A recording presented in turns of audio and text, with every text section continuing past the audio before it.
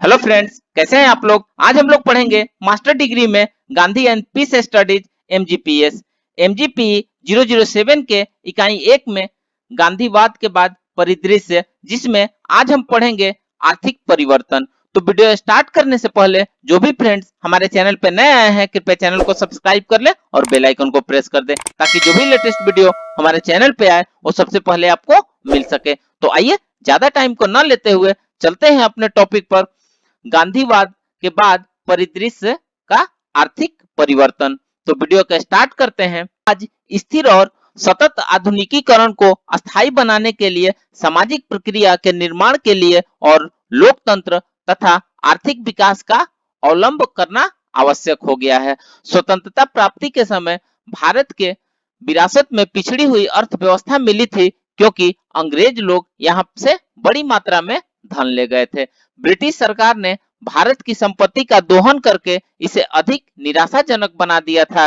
British शासकों ने यद्यपि आर्थिक विकास की प्रक्रिया अवश्य प्रारंभ की थी, परंतु यह सृजनात्मक उद्यमिता ऊर्जा के लिए अपर्याप्त थी, जो भारतीय अर्थव्यवस्था में स्वतः स्फूर्त गतिशीलता उत्पन्न कर सके। भारत समृद्ध प्राकृतिक संसाधन होने के बावजूद सन 1947 में स्वतंत्रता के समय गरीब था। आर्थिक रुद्धता द्वारा सामाजिक पिछड़ेपन को ध्यान में रखते हुए विकास के प्रश्न को अत्यधिक महत्व दिया गया। अपने पिछड़ेपन पर विजय पाने के लिए दो भिन्न भिन्न रणनीतियां, एक गांधीवादी और नेहरूवादी, श्रेष्ठता प्राप्त करने का प्रयास कर रही थी। विकास का गांधीवादी मॉडल को श्रीमन नारायण अग्रवाल द्वारा प्रेषित किया गया था। उन्होंने महात्मा गांधी की मानवता और उसके संसार के प्रति विचारधारा से प्रेरित होकर देसी संस्कृति और सभ्यता का संरक्षण और जैविक समृद्धि के लिए संवर्धन की आवश्यकता पर बल दिया था। इस योजना में जन समूह को अत्यधिक अनुशासन से बचने की आवश्यकता पर जोर दिया गया और लोकतांत्रिक राजनीतिक जीवन तथा संबंधों और राज्य के न्यूनतम नियंत्रण पर भी बल दिया गया। श्री अग्रवाल सादगी, विकेंद्रीकरण और कुटीर उद्योग पर अर्थव्यवस्था निर्माण करने के पक्षधर थे। उनका उद्देश्य गांधीवादी विचारधारा से अनुप्रमाणित था, जो ग्राम को आर्थिक गतिविधियों को प्राथमिक इकाई बनाने के लिए तथा स्थानीय कार्यों को लोकतांत्रिक राजनीतिक प्रबंधन के लिए भी तैयार कर सके। आर्थिक विकास के लिए उसकी योजना गांधी की आवश्यकताओं के न्यूनीकरण और पूर्ण विकेंद्रीकरण के लिए समर्थन से प्रेरित कभी थी, ताकि सामान्य लोग भी अपने भाग्य का मार्गदर्शन करने में सक्षम हो सके, चाहे यह आर्थिक हो या राजनीतिक।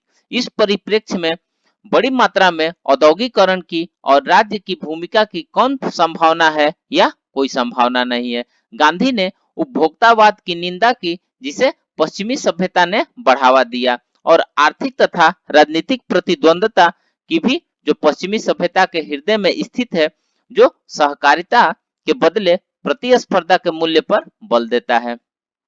अध्येताओं को गांधीवादी आर्थिक आर्थिक विचारधारा से पिछले पाठ्यक्रम में आपको परिचित करा दिया गया है, परंतु नेहरू के नेतृत्व में कांग्रेस सरकार द्वारा अंगीकृत रणनीति गांधीवादी सोची गई दृष्टि से पूर्णतः भिन्न थी। नेहरू की दृष्टि ने ऐसी सामाजिक व्यवस्था का संकल्पना की जिसमें सामाजिक सृजन की क्रांति प्रारंभ करने का मुख्य उत्तरदायित्व राज्य ने ग्रहण किया। इनमें जीवन स्तर के निरंतर बढ़ते हुए स्तर पर ध्यान केंद्रित करते हुए भौतिक जीवन की प्रमुखता के महत्व पर प्रकाश डाला गया, परंतु इसमें कृषि और ग्रामीण कुटीर उद्योग के महत्व को स्वीकार नहीं किया गया। इसने केंद्रीय रूप से नियोजित आर्थिक विकास को चुना गया, जिसमें पूंजी उत्पादनकारी उद्योगों को आर्थिक विकास के चालक के रूप में स्वीकारा गया। प्रौद्योगिकी से प्रेरित और टिकाऊ आर्थिक विकास का विकल्प जानबूझकर चुना गया। इसमें वितरण के साथ ही एक समय विकास पर बल दिया गया और पहले विकास और बाद में वितरण का विकल्प चुना गया। नेहरू ने योजना निर्माण की प्रक्रिया की अध्यक्षता की और इस पर अडिग रहते हुए गरीबी और बेरोजगारी, राष्ट्रीय रक्षा और आर्थिक पुनरुद्धार की समस्याएं तीव्र औद्योगिकरण के बिना हल नहीं हो सकती है। भारतीय विकास और राजनीतिक राष्ट्रीय आत्मनिर्भरता की तीन आधारित आवश्यकताओं का उनका विश्वास था, जैसे भारी इंजीनियरिंग और मशीन निर्माण उद्योग, दूसरा वैज्ञानिक अनुसंधान तथा तीसरा विद्युत ऊर्जा। योजनाबद्ध आर्थिक विकास स्वायत्त पूंजीवाद के लिए औद्योगिक आधार का निर्माण राज्य द्वारा नियंत्रित किया गया, उत्पादन का मूल क्षेत्र का नियंत्रण किया गया, पुनः वितरण पर नियंत्रण, या दूसरे शब्दों में यह कह सकते हैं कि मिश्रित अर्थव्यवस्था मॉडल को नियंत्रित किया गया था। नेहरू काल के पश्चात की अवधि में राजनीतिक अस्थिरता, व्यापक सामाजिक अशांति और योजना प्रक्रिया में विकास की उपलब्धि में भी स्पष्ट उतार चढ़ाव देखा गया। अर्थव्यवस्था का स्तर काफी गिर गया था और अर्थात सरल भाषा में यह कहा जा सकता है कि निजी क्षेत्रों को बढ़ावा देने के उद्देश्य से राज्य की स्थिति अत्यंत कमजोर हो गई। सन 1962 के भारत चीन युद्ध तथा सन 1965 के भारत पाक युद्ध के बाद या तो पर्याप्त कमजोर हो गई थी, या प्राकृतिक आपदाओं के कारण सूखा, कृषि की असफलता और पुनः वितरण के मूलाधारित कार्यक्रम के अभाव ने आर्थिक स्थिति को अधिक कमजोर किया, और प्रशासनिक अदक्षता और भ्रष्टाचार के कारण यह आगे अधिक कमजोर होती चली गई। आर्थिक विकास की दिशा में मार्गदर्शन में राज्य की केंद्रीय भूमिका ने योजनाबद्ध आर्थिक विकास के लक्ष्यों और उद्देश्यों के अनुकूल उन्होंने कार्य बनाने की दृष्टि से निजी क्षेत्र के सख्त नियम और नियंत्रण की कसौटी से देखा, भारी उद्योगों और वैज्ञानिक अनुसंधान संस्थानों के निर्माण पर बल के परिणाम स्वरूप राज्य नियंत्रित और नियोजित आर्थिक विकास के माध्यम से प्रशिक्षित और कुशल जनशक्ति युक्त औद्योगिक आधार का निर्माण हुआ। राज्य ने उत्पादन का पुनः वितरण के मूल क्षेत्रों को नियंत्रित किया।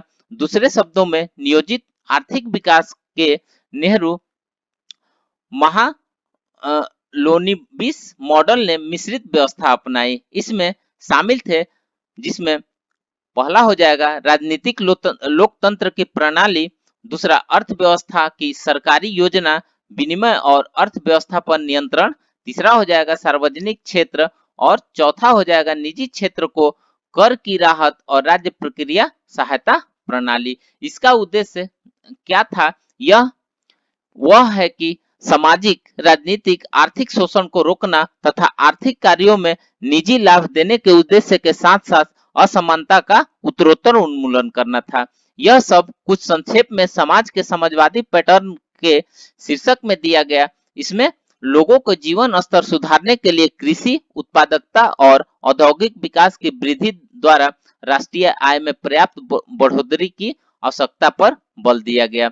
इंदिरा गांधी के कार्यकाल की अवधि में लोक लुभावनी नीतियों और गरीबी हटाओ जैसे नारों से सन 1971 के आम चुनाव में बहुत बड़ा बहुमत मिला और उनकी जीत हुई थी। योजना के माध्यम से आर्थिक विकास ने भुगतान संतुलन की कठिनाइयों, खाद्यान्न की कमी, बढ़ती हुई आबादी, विक्रय, खाद्यान्न अधिशेष में गिरावट और अवरुद्ध कृषि उत्पादन ने तंगी का सामना किया, जिसके कारण प्रगति को विराम लग गया। राजनीतिक उथल पुथल, सामाजिक अशांति, बढ़ता हुआ आर्थिक संकट और किसी ठोस कार्य के बिना गरीबी हटाओ का लुभावना नारा दिया गया था। खाद्यान्न आपूर्ति के लिए संयुक्त राज्य अमेरिका पर निर्भर रहने की मजबूरी उस समय की कटु वास्तविकता थी।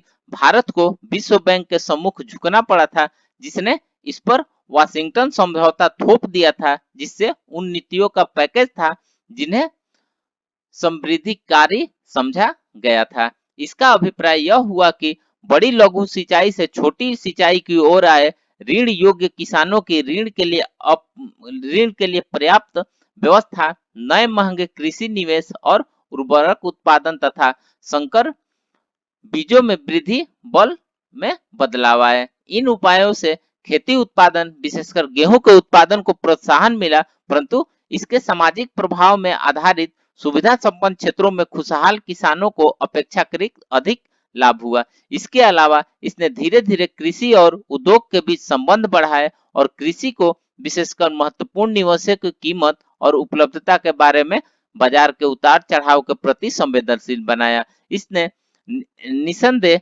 रुद्धता समाप्त की, जिसने भयानक रूप ले लिया था, परंतु यह देहातों में बढ़े हुए ध्रुवीकरण की कीमत पर हुआ था। एक वित्तीय संकट का आरंभ हुआ, फलस्वरूप रुपये का अवमूल्यन हुआ। एक राजनीतिक आंधी उत्पन्न हुई और परिणाम स्वरूप मंदी, मुद्रास्फीति और निर्यात में ह्रास हुआ। राजनीतिक संस्थाओं की दुर्बल होती हुई स्थिति के साथ ही उसकी वैधता के साथ साथ गहराते हुए आर्थिक संकट के फलस्वरूप अंततः सन 1975 में आपात स्थिति लगाई गई। इसके परिणाम स्वरूप राजनीतिक अस्थिरता के कारण समाजवाद के प्रति वचनबद्धता भी दुर्लभ हुई और पूंजीवादी पथ पर भारतीय अर्थव्यवस्था विकसित करने के प्रयास हुए। वितरणात्मक न्याय को प्रोत्साहन देने के बदले राज्य नियंत्रित औद्योगिक आधारभूत संरचना के फलस्वरूप स्वेच्छाचारी, अधिकारवादी, अकल्पनाशील और भ्रष्ट नौकरशाही शासन व्यवस्था बनी। योजना का तीसरा चरण सन 1984 में प्रारंभ हुआ, जिसमें उदारीकरण की प्रक्रिया की तेजी और शक्ति के केंद्रों के रूप में ऐसी राज्य इकाइयों का उद्भव देखा गया जिन्हें राष्ट्रीय स्तर पर सरकार बनाने में निर्णायक भूमिका प्राप्त की थी। सन 1991 में पीपी नरसिम्हा राव द्वारा विशाल मात्रा में प्रारंभ की गई यह चरण अभी भी जारी है। इसने अर्थव्यवस्था को मूर्त रूप देने और इसे उच्चतर वृद्धि निर्णय लेने में महत्वपूर्ण भूमिका अदा करने के लिए निजी क्षेत्र के कार्य क्षेत्र को अधिक व्यापक बना दिया। तृतीय चरण में व्यवस्था अभी चल ही रही है और अर्थव्यवस्था के कार्य संचालन के कारण उदारीकरण की प्रक्रिया का अपरिहार्य होना इसका मुख्य लक्षण है। राज्य का अत्यधिक नियंत्रण, एकदम सपाट निजी क्षेत्र और अत्यधिक अदक्ष सार्वजनिक क्षेत्र इसके उत्तरदायी है। इसलिए सन 1980 के दशक में उदारीकरण की प्रक्रिया आरंभ की गई, जिसमें लाइसेंस राज प्रणाली को हटाकर आर्थिक सुधार प्रारंभ किए गए। लाइसेंस राज्य उत्तरदायित्वहीन, स्वस्थिर अस्थायी नौकरशाही और व्यापक भ्रष्टाचार और अदक्षता का मुख्य कारक रहा। दूरसंचार और सॉफ्टवेयर उद्योग ने प्रमुखता प्राप्त कर ली। उदारीकरण की प्रक्रिया का उद्देश्य भुगतान संतुलन की समस्या का सामना करना और दीर्घकालिक बजट संबंधी व्यवहार तथा समग्र रूप में उत्पादन प्रणाली की दक्षता में वृद्धि सुनिश्चित करना था। यह बाजार प्रधानता और विश्व अर्थव्यवस्था के एकीकरण को दर्शाता था, ताकि प्रतिस्पर्धा के लिए अर्थव्यवस्था के खुलेपन को प्रोत्साहन किया जाए। मुख्य पहले तीन क्षेत्रों में हुई। पहला, नियंत्रण की ढील या समाप्ति, निजी क्षेत्र के लिए अधिक प्रतिस्पर्धा और अधिक बड़ी भूमिका तथा सार्वजनिक क्षेत्रों में सुधार। दूसरा हो जाएगा वित्तीय नीति का पुनरानुकूलन और तीसरा हाईटेक प्रवृत्ति उद्योगों का आधुनिकीकरण। एक विशाल भुगतान संकट सन 1991 में हुआ, जिसने सरकार को घरेलू निवेश और अंतर्राष्ट्रीय बाजार नीति सुधारों की प्रमुख नीति प्रारंभ करने का अवसर प्रदान किया। सरकार ने बाजार साधनों के पक्ष में आर्थिक प्रतिबंधन, प्रमाणात्मक नियंत्रण का प्रयोग त्याग दिया। अंतर्वर्ती अभिविन्यास से भूमंडलीय अर्थव्यवस्था से अधिक एकीकरण के लिए बहिर्वर्ती निर्णायक पहल हुई। विदेशी प्रत्यक्ष निवेश आकर्षित करने के प्रयासों को अभी तक सीमित सफलता मिली थी। आलोचक उल्लेख करते हुए कहते हैं कि उदारीकरण और निजीकरण के कारण बेरोजगारी, स्वैच्छिक सेवानिवृत्ति और नौकरियों की संख्या में मौजूद छटनी हुई। वित्तीय घाटे में वृद्धि और कृषि की अपेक्षा के साथ चिंता के अन्य क्षेत्र है। इसके अलावा देशी अभिजात वर्गों के पक्ष में आय का पुनर्वितरण, लोगों के विशाल समुदाय के जीवन स्तर में ह्रास, सामाजिक समानता, न्याय और कल्याण के लक्ष्यों के प्रति उदासीनता कुछ ऐसे क्षेत्र है जहां नई आर्थिक नीति ने कुछ प्रश्न चिन्ह खड़े किए। यद्यपि उदारीकरण प्रक्रिया ने उच्चतर आर्थिक विकास दर को प्रवर्तित किया, परंतु इसके साथ और कई समस्याएं अनसुलझी बनी हुई है। उदाहरण के लिए सकल घरेलू उत्पादन और प्रति व्यक्ति आय वृद्धि दरें कम है, किसानों की बढ़ी हुई अस्थिरता, खदानों के प्रति व्यक्ति उत्पादन में ह्रास, उद्योगों की क्षमता उपयोगिता में भारी गिरावट और बेरोजगारी अनुपात में तेजी से वृद्धि के साथ लंबे समय कृषि और औद्योगिक वृद्धि में मंदी सामने आई। कृषि को सिंचाई, अनुसंधान और विस्तार, बिजली और परिवहन जैसी बुनियादी सुविधाओं तथा सहकारी समितियां का गठन और किसानों को सीधे भूमि का वितरण के बिना सकल रूप से अपेक्षित किया गया ताकि कुल मिलाकर विकास लाभ समुदाय सहभागित हो सके। हरित क्रांति अवश्य ही खाद्यान्न में आत्मनिर्भरता प्राप्त करने में सहायक हुई, परंतु इससे उत्पादन की लागत बढ़ गई, जिसका भार मोटे और सीमांत किसानों पर पड़ा।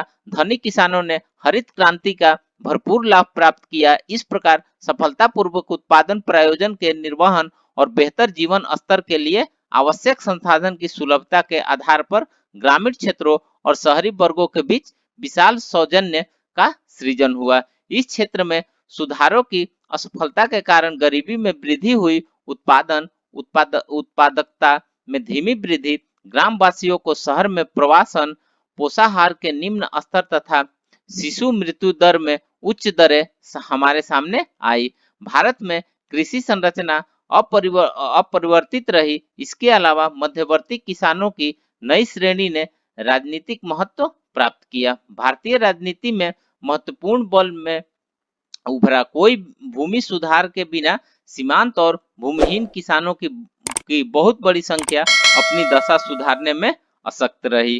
तो फ्रेंड्स, इस प्रकार से आज हमने गांधीवाद के बाद परिदृश्य आर्थिक परिवर्तन के बारे में पढ़ा।